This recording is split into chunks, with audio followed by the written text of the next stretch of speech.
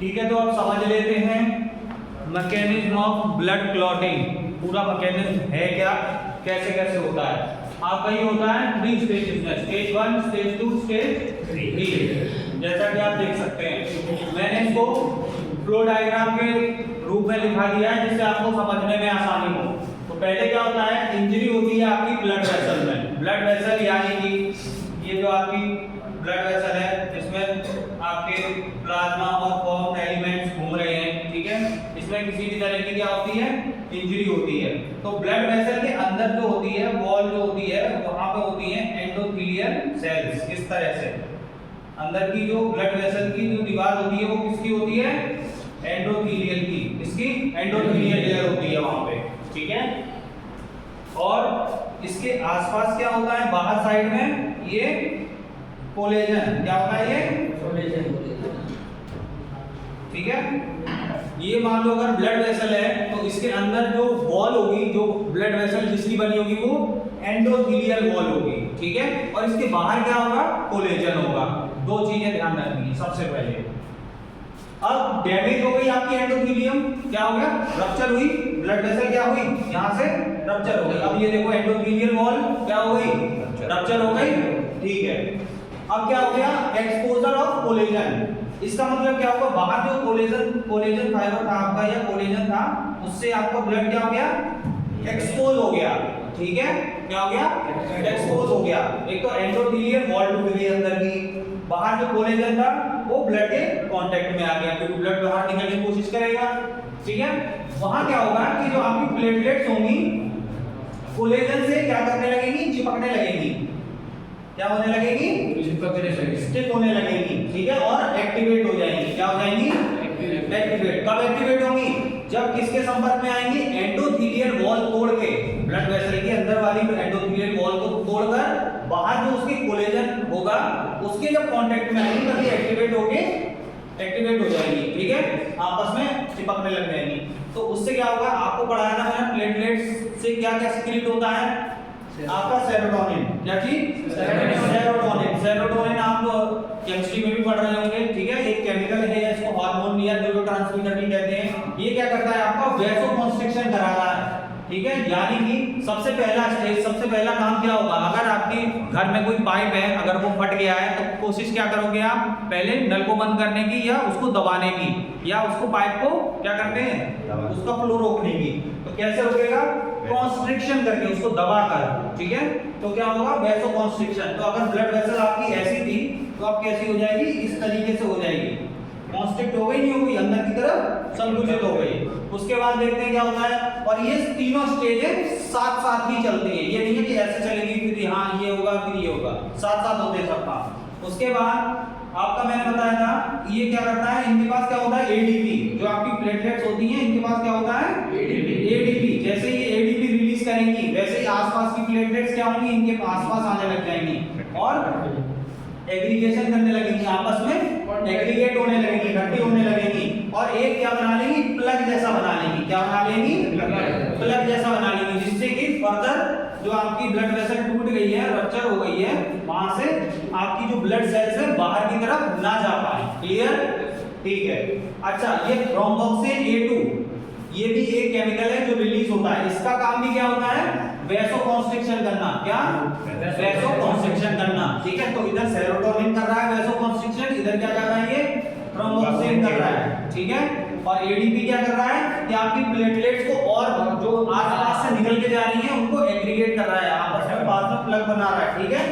या तो plug formation हो गया, साथ में क्या था, ये प्रोथ्रोम्बिन एक्टिवेटर, ठीक है, इसकी फॉर्मेशन होगी, ये बनने लगा, ठीक है। जब उसने देख लिया कि क्लॉटिंग हो, ब्लीडिंग हो रही है, तो प्रोथ्रोम्बिन एक्टिवेट हो गया, उसने क्या करा दी, फिर ब्लड क्लॉटिंग करा दी।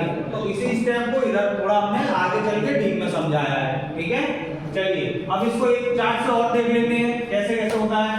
आपकी जब ब्लड वेसल डैमेज हुई, स्टिमुलाई गया, उसके पास एक संदेश गया कि हाँ ब्लड वेसल डैमेज है, कोएगुलेशन ऑफ प्लेटलेट्स, ये प्लेटलेट्स आपस में चिपकने लग गई, ठीक है। और जो थ्रोम्बोकाइनेज एक एंजाइम होता है, एज लगा है इसके पीछे, क्या लगा है, एज, थ्रोम्बोकाइनेज, इसका मतलब क्या है, एंजाइम है। ये क्या करेगा, प्रोथ्रोम्बिन को, जो इनएक्टिवेट पड़ा हुआ था, ऐसे ही पड़ा हुआ था, ठीक है, इसको कन्वर्ट कर दिया इस एंजाइम की प्रेजेंस में थ्रोम्बिन में। किसमें? थ्रोम्बिन में, ठीक है। तो थ्रोम्बिन बन गया ये, ठीक है। किसकी वजह से बन गया? थ्रोम्बोकाइनेज की वजह से। थ्रोम्बोकाइनेज कहां से आया? जब प्लेटलेट आपकी कोएगुलेट होने लगी आपस में या चिपकने लगी, ठीक है। तो थ्रोम्बोकाइनेज ने प्रोथ्रोम्बिन को थ्रोम्बिन में कन्वर्ट कर दिया। अब थ्रोम्बिन बन गया, ठीक है।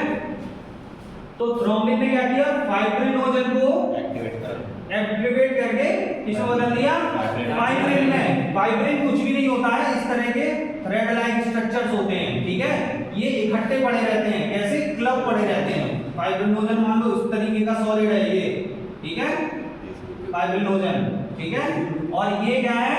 ये फाइब्रिन के हैं, ठीक है, अलग अलग। तो इसने थ्रोम्बिन ने क्या किया कि जो फाइब्रिनोजन था उसको किस में कन्वर्ट कर दिया? इस तरह के फाइब्रिन में। क्लियर हो रही बात?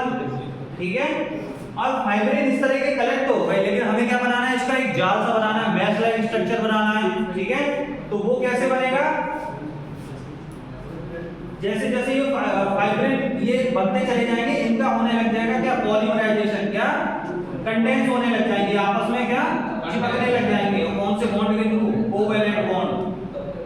कोवेलेंट बॉन्ड के थ्रू ये आपस में पॉलीमराइज होने लग जाएंगे। जैसे रस्सी को बिनते हैं, देखा है, रेशे रेशे होते हैं, कई सारे रेशे इकट्ठे करके ऐसे ऐसे गूंथ देते हैं। तो सेम काम आपका यही हो रहा है यहाँ पे। जो फाइब्रिन्स अलग अलग थे, ठीक है, जो यहाँ से अलग किए थे, उनको साथ में मैश भी बनाना है, ठीक है। तो वो ऐसे बन जाएंगे, कोवेलेंट बॉन्ड के थ्रू आपस में चिपक जाएंगे, ठीक है। तो इस तरह से क्या हो जाएगी हमारी? ब्लड क्लॉटिंग, ठीक है।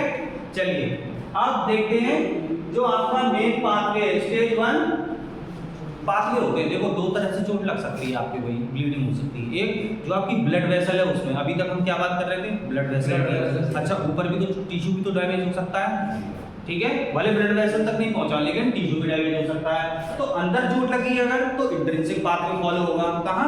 अंदर ब्लड वेसल में। अगर यही चोट आपके बाहर लगी है, ठीक है, कहां? केवल टिश्यू रिपेयर डैमेज हुए हैं, तो कौन सा पाथवे फॉलो होगा बेटा? एक्सट्रिंसिक। एक्सट्रिंसिक माने बाहर वाला, इंट्रिंसिक माने अंदर वाला, ठीक है। तो क्या होगा? एंडोथेलियल डैमेज बताया था मैंने, ठीक है। एंडोथेलियल वॉल, कौन सी वॉल थी एंडोथेलियल? ये ब्लड वेसल की जो अंदर वाली वॉल है वो कौन सी है? एंडोथेलियल। तो वहां से क्या होगा? अब जो फैक्टर काम आएंगे आपके, कौन से फैक्टर्स होते हैं, मैंने यहाँ बहुत ज्यादा डीप में नहीं बताया, वरना आपके लिए बहुत टफ हो जाएगा, ठीक है। अब ये समझ लो कि एंडोथेलियल वॉल डैमेज होते ही जो 12th फैक्टर है आपका, वो ए से क्या है? ये एक्टिवेट, क्या है? एक्टिवेट जो भी है, ठीक है। तो इसने क्या किया? 12th वाले फैक्टर को एक्टिवेट किया। 12th वाले ने किसको किया? 11th वाले को। 11th वाले ने किसको किया? 9th वाले को। 9th वाले ने किसको किया? 10th वाले को, ठीक है। इस तरीके से यहाँ ये एक्टिवेट हो गए। और इस 9th वाले ने एक्टिवेट होकर क्या किया? प्रोथ्रोम्बिन एक्टिवेटर, इसको एक्टिवेट कर दिया, ठीक है। अब ये प्रोथ्रोम्बिन से क्या बन गया? थ्रोम्बिन। देखो लौट के वहीं आ रहा है ना, ठीक है। अच्छा, इधर क्या होगा? कोलेजन से एक्सपोज हो गई थी बाहर, यहाँ पे आपकी क्या? प्लेटलेट्स। याद करो भाई, ये ब्लड वेसल है, ब्लड वेसल के बाहर क्या था? कोलेजन। जैसे ही फटा वो रप्चर हुआ, आपकी प्लेटलेट आके किसके कांटेक्ट में आ गई? कोलेजन के, ठीक है। तो प्लेटलेट से जो फॉस्फोलिपिड थी उसने भी एक्टिवेट किया प्रोथ्रोम्बिन को। अच्छा, इधर अगर आपके बाहर चोट लगी हुई है, ठीक है, टिश्यू, जैसे बाहर कोई टिश्यू है, उसमें ट्रॉमा हो गया या ब्लीडिंग इंजरी हो गई कोई, तो वहां से क्या होगा? थ्रोम्बोप्लास्टिन मिलेगा टिश्यू से, ठीक है। उसकी जो ग्लाइकोप्रोटीन फॉस्फोलिपिड होगी, वो किसको एक्टिवेट करेगी? आपके 10th वाले फैक्टर को। किसको? 10th वाले फैक्टर को। ये 10th वाला फैक्टर देखो यहाँ भी इसको एक्टिवेट कर रहा है, और यहाँ पे भी 10th वाला फैक्टर इसको एक्टिवेट कर रहा है, प्रोथ्रोम्बिन को। तो प्रोथ्रोम्बिन स्टेज 2, ये स्टेज 2 आ जाती है आपकी, ठीक है। तो स्टेज 2 में क्या हो रहा है? प्रोथ्रोम्बिन जो है किसमें कन्वर्ट हो रहा है? थ्रोम्बिन में, ठीक है। याद करो यहाँ भी ना, कहाँ गया? थ्रोम्बिन में, ठीक है। अब स्टेज 3 आ जाती है। अब ये थ्रोम्बिन क्या होगा? इसकी फाइब्रिनोजन को, इस फाइब्रिनोजन को किसमें एक्टिवेट कर देगा? फाइब्रिनोजन को एक्टिवेट कर देगा, और यही फाइब्रिनोजन क्या बन जाएंगे? लूज।